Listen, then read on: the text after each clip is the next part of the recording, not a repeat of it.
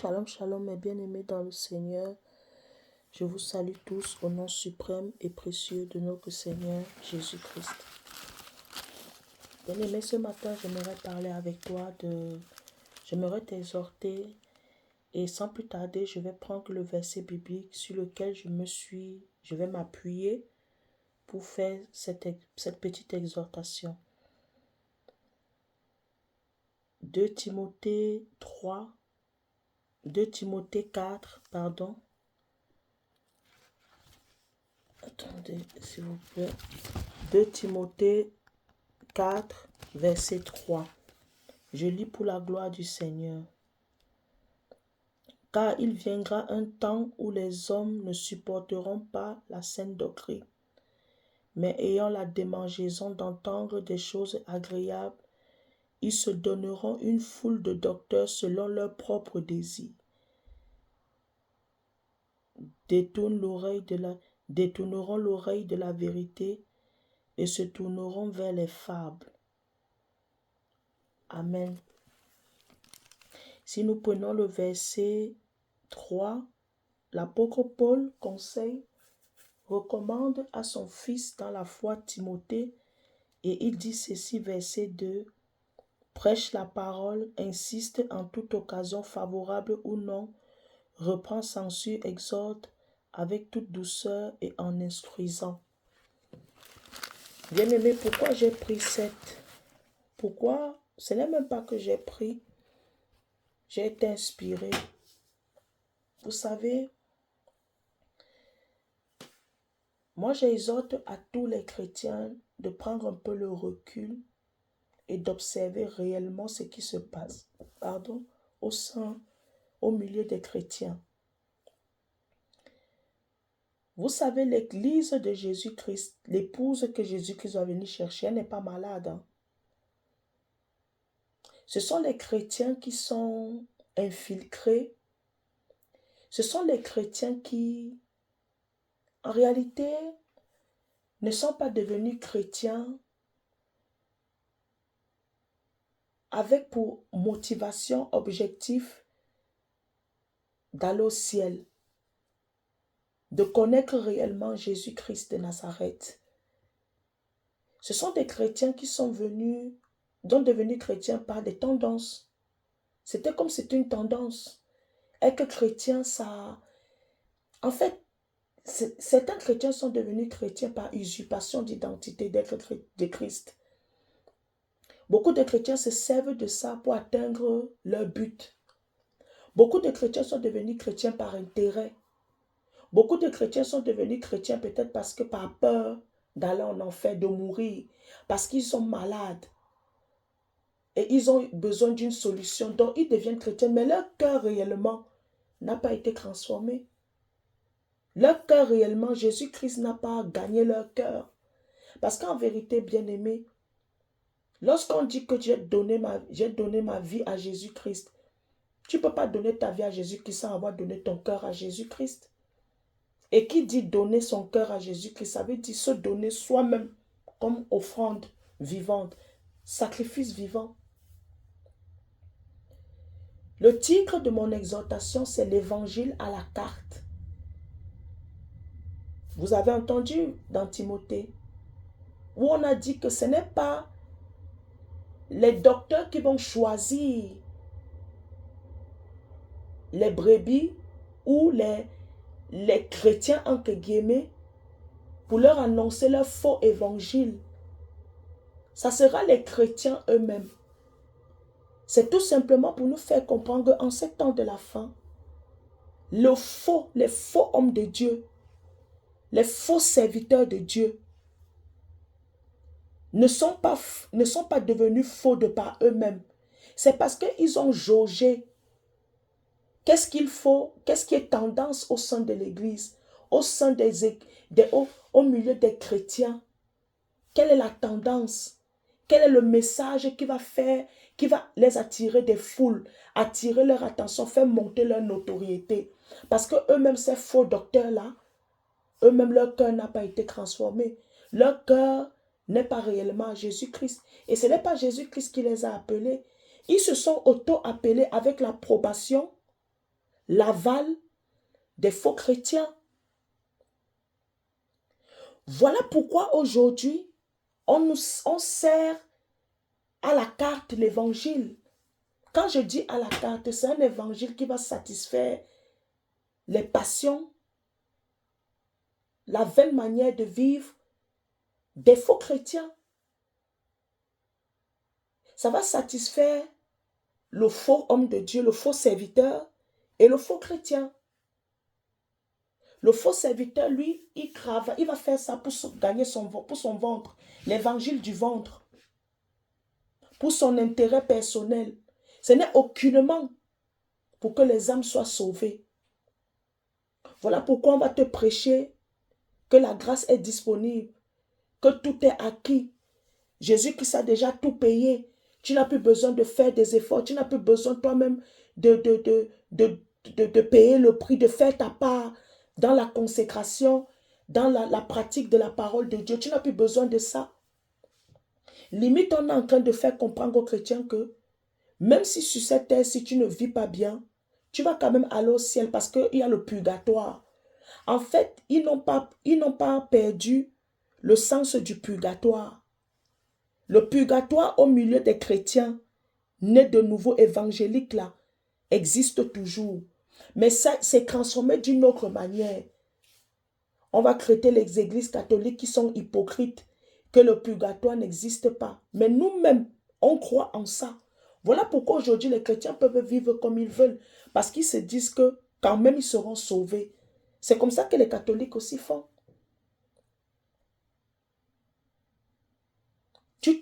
Ils se choisiront eux-mêmes leur docteur. Les hommes qui auront les paroles flatteuses, séductrices, manipulatrices, qui vont venir les satisfaire, les caresser au sens du poil. Et oh non, non, il ne faut pas le foncer. Jésus-Christ est amour. Mais on ne va jamais te dire que Jésus-Christ est un feu dévorant. On ne va jamais te dire que tu auras des comptes à rendre à Dieu. Bien-aimé, en ce temps de la fin où nous nous trouvons, notre salut est prioritaire. Sortez du milieu de ces gens-là. Parce qu'en réalité, c'est une ferme décision. Et moi, j'ai dit, j'assume mes choix, ma décision. Parce que lorsque tu seras seul devant Dieu, ces gens-là ne seront pas là avec toi. Et tu n'auras aucune excuse. Parce que Dieu va te dire, j'ai mis devant toi les trucs, mais tu n'as pas voulu comprendre. Je t'ai alerté, je t'ai averti. J'ai essayé d'attirer ton attention. Mais tu as fait le choix de suivre le faux. On a dit, il y a le verset qui dit, ils détourneront l'oreille de la vérité pour s'adonner à ce qui est des fables, les mensonges, les hérésies, les inepties. Ils vont prendre plaisir à ça. Aux fausses prophéties. On va te dire que non, mets tes sujets de prière dans un seau. Après, on va brûler tes sujets de prière. Après, on va dire que oui, c'est le feu de Jésus qui brûle. Dans le monde spirituel, tous tes problèmes sont en train de brûler. C'est ça, les gens aiment le spectacle, la comédie. Le culte de la personnalité. Parce que les cœurs ne sont pas véritablement transformés. Parce que nous refusons que Jésus-Christ vienne réellement signer domicile, habiter dans nos cœurs, pas cohabiter. Les chrétiens d'aujourd'hui invitent le Saint-Esprit, mais ne donnent pas une place, ne fait pas en sorte que le Saint-Esprit n'habite pas dans beaucoup de chrétiens. Beaucoup de chrétiens, le Saint-Esprit, il les invite. Beaucoup de chrétiens invitent le Saint-Esprit.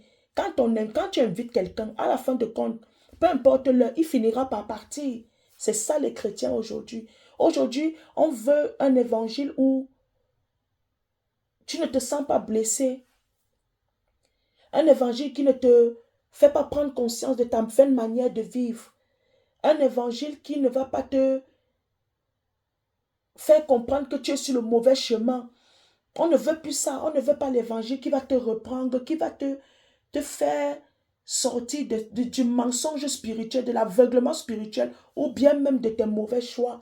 On ne veut plus cet évangile. On veut un évangile sans Jésus-Christ. On veut l'évangile sans Christ. On veut l'évangile où Jésus-Christ est muet, sourd, comme aveugle, il n'entend rien, il ne voit rien, il ne parle pas. On ne veut pas un évangile où le Saint-Esprit doit venir nous rappeler. On veut plutôt un Saint-Esprit qui vient nous rappeler les promesses de Dieu. Un Saint-Esprit qui est laxiste, complaisant, qui nous comprend, qui est compatissant.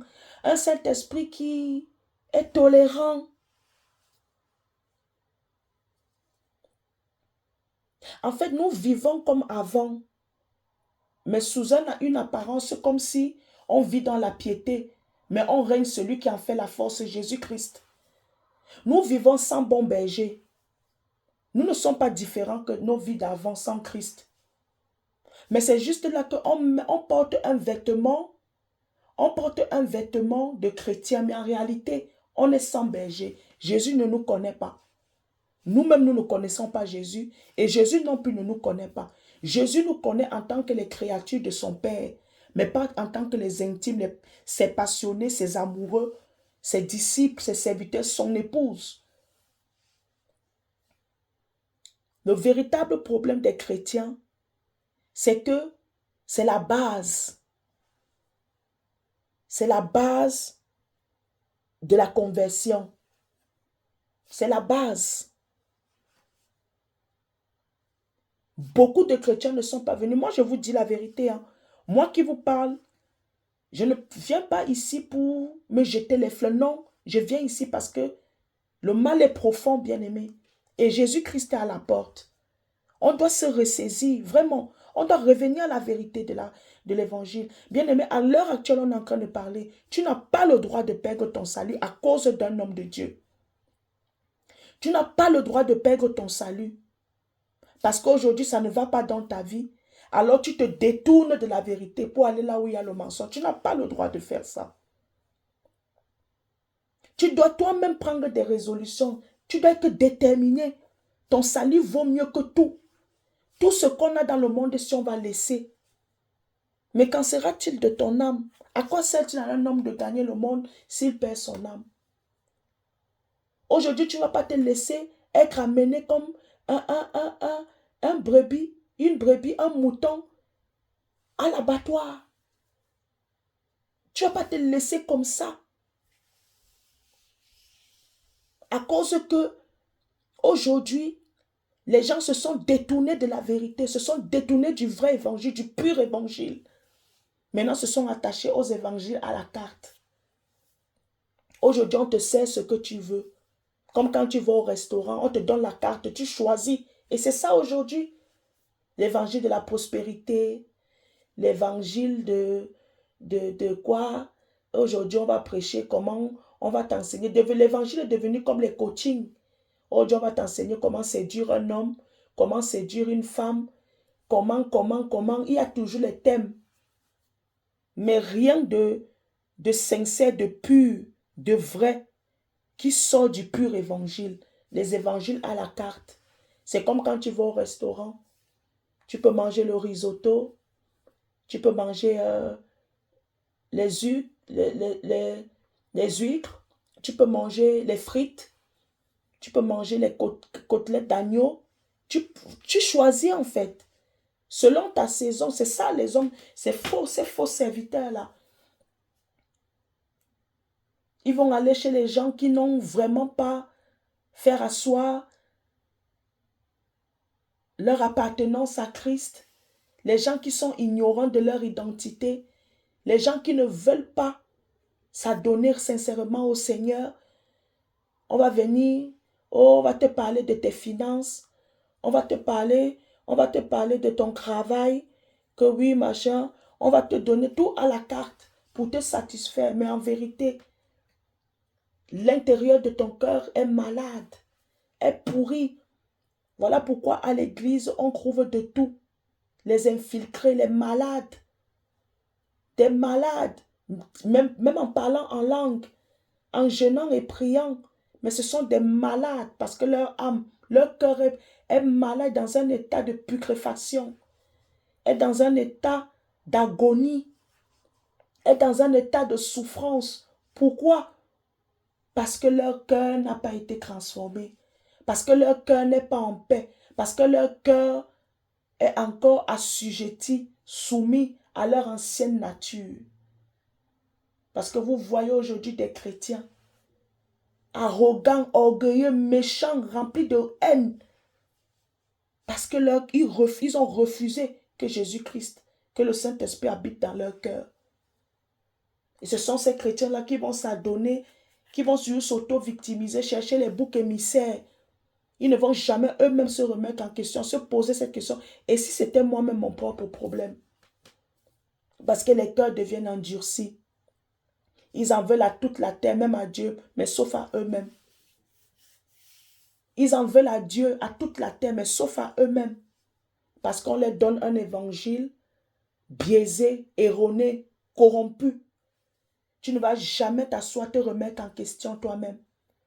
Non, c'est toujours les autres qui... Tes problèmes s'orientent toujours chez les autres. C'est la faute des autres. C'est lui, c'est elle. C'est lui, c'est elle. Ce n'est jamais toi. Aujourd'hui, tu vas entendre les chrétiens, oui, mais si Dieu existe, pourquoi est-ce que Dieu n'a pas évité que ça doit arriver? Les chrétiens qui sont toujours en train de se victimiser. Les chrétiens qui cherchent toujours le bouc émissaire. Et comme Dieu, on ne le voit pas, et comme Dieu ne vous frappe pas, ne manifeste pas sa colère parce qu'il use de patience envers nous, on se croit permis de l'accuser de tout et de rien. C'est lui aujourd'hui. Dieu est notre victime. Dieu est notre victime.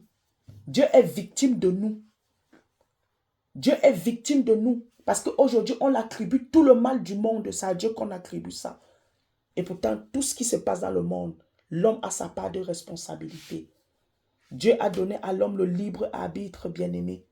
Et en ces temps de la fin-ci, tu dois être libre, mais en Christ. On dit là où il y a l'Esprit de Dieu, il y a la liberté. Tu dois être libre de faire tes choix, selon comment c'est écrit dans la parole de Dieu, selon les principes du royaume, selon les principes divins. Tu ne peux pas te laisser mener en bateau par des hommes de Dieu que eux, ils ont déjà choisi leur camp. Eux, ils savent leur sentence. Ils connaissent déjà leur sentence. Et ils acceptent ça, ils assument ça. C'est vous qui êtes aveuglés. La parole de Dieu dit, Jésus a dit dans sa parole, mes brebis entendent ma voix et elles me suivent. Si toi tu suis ces hommes-là, ça veut dire que tu n'as jamais été une brebis de Jésus-Christ. Jésus-Christ n'a jamais été ta priorité, n'a jamais habité dans ton cœur. Tu ne connais même pas Jésus. Tu dois te ressaisir, bien-aimé. On est dans des temps où chacun de nous, il faut être violent. Tu ne dois pas te laisser discret, perturbé par quoi que ce soit. Même pas par un homme de Dieu. Tu dois prier sincèrement le Seigneur de te conduire, de t'orienter vers des messages, des paroles, des enseignements, des prédications qui vont te rapprocher de lui et te donner une intimité profonde et sincère, authentique avec lui. Bien-aimé, l'heure n'est plus à la rigolade. Vous avez vu comment le monde est en train d'aller là. Le monde tire à sa fin. Et qui dit le monde tire à sa fin, ça dit aussi que le jugement de Dieu va arriver. Le jugement de Dieu est en train de se préparer à petit feu. Petit, doucement, gentiment, gentiment. Gentiment, gentiment. Le monde est en train de tirer à sa fin. Si vous ne voyez pas les signes, si vous ne comprenez même pas, regardez même le ciel. Vous voyez qu'il y a une pesanteur. Vous voyez qu'il y a quelque chose qui ne va pas. Vous sentez que la fin est proche. Sincèrement, regardez comment la vie devient compliquée, difficile. Vous sentez que le combat est rude. Le combat est rude. Les enfants de Dieu, les véritables enfants de Dieu le ressentent et vivent ces combats-là parce que la fin est proche. Et c'est le Seigneur qui est en train de faire ceci pour qu'on n'ait plus cette envie de rester sur la terre, qu'on soupire après son retour, sa venue et qu'il nous amène avec lui. Un chrétien qui se sent à l'aise en ce moment n'a rien compris. Un chrétien, un vrai chrétien en ce moment-ci du temps de la fin doit pleurer. Doit pleurer. Même les posts que tu dois mettre sur les réseaux sociaux, ça doit être l'état de ton âme. Ça doit être vraiment ce que tu ressens actuellement. Mais tu vas voir, les chrétiens sont discrets. Les faux chrétiens, parce que les vrais chrétiens ne sont pas discrets. Les vrais chrétiens comprennent, entendent la voix du Maître. Entendent la voix du Maître qui est en train de crier. Et ils se tournent maintenant vers le Maître. En ces temps de la fin-ci, tu ne peux pas être à l'aise, vouloir être là, oh mon mariage, je ne suis même pas encore mariée, mes finances, mes projets, ma maison que j'envisageais de construire, ce n'est pas mauvais, hein? Mais en ces temps-ci là, c'est d'abord toi la priorité, c'est d'abord ton âme, ton intimité avec le Seigneur qui doit prôner. Le reste est là si Dieu le veut, hein, selon sa souveraineté. Actuellement, Jésus peut revenir à tout moment. Je vous le dis, hein. À tout moment, là, ta vie peut s'arrêter, là. Ta faim peut s'arrêter. Ça veut dire, là, que tu dors, là, tu ne te réveilles plus. Ou tu sors, là, tu ne reviens plus à la maison. Qu'en sera-t-il de ton âme? Qu'en sera-t-il de ton âme? Revenons à la vérité du pur évangile. Revenons à la vérité, bien-aimés. Revenons à la vérité du pur évangile. Sortons de tous ces mensonges, de toutes ces fables, ces choses-là qui endurcissent nos cœurs, qui nous aveuglent encore davantage. Bien-aimé, Jésus n'est pas mort pour que toi tu te perdes. Si tu te perds, c'est parce que c'est toi-même qui l'as voulu. Ce n'est pas la volonté de Dieu. Je vous le dis sincèrement. Mais Jésus-Christ ne reviendra pas mourir une seconde fois. Il est mort une fois pour toutes et c'est terminé. Le sacrifice a été agréé par le Père. Ça suffit. Si toi maintenant tu ne comprends pas ça, tu veux vivre comme tu veux vivre, c'est ton choix. Mais n'oublie pas que tout ce qu'on fait sur terre, on aura des comptes à rendre à Dieu. Je dis bien tout. Même pas un iota ne sera négligé, ne sera oublié par Dieu. Faisons très attention, bien-aimés. Veillons sur nous, veillons sur notre cœur. Gardons jalousement, précieusement, aspirons, soupirons à vraiment, investissons vraiment dans notre intimité avec le Seigneur, en notre intimité, notre relation avec le Seigneur. Vraiment, investissons-nous dans ça. Donnons-nous corps et âme et esprit dans ça. Ne jouons pas avec nos vies. Ne jouons pas avec le salut. Parce que ça a coûté le prix cher, la mort de Jésus-Christ. Vous pensez que Dieu va tolérer ça? Jésus est venu nous offrir la vie éternelle comme ça sur un plateau en or. Mais nous, on est en train de bafouer ça à cause de l'évangile à la carte. Que Dieu te bénisse abondamment. Paix et grâce dans ta vie. Au nom suprême de Jésus-Christ. Amen.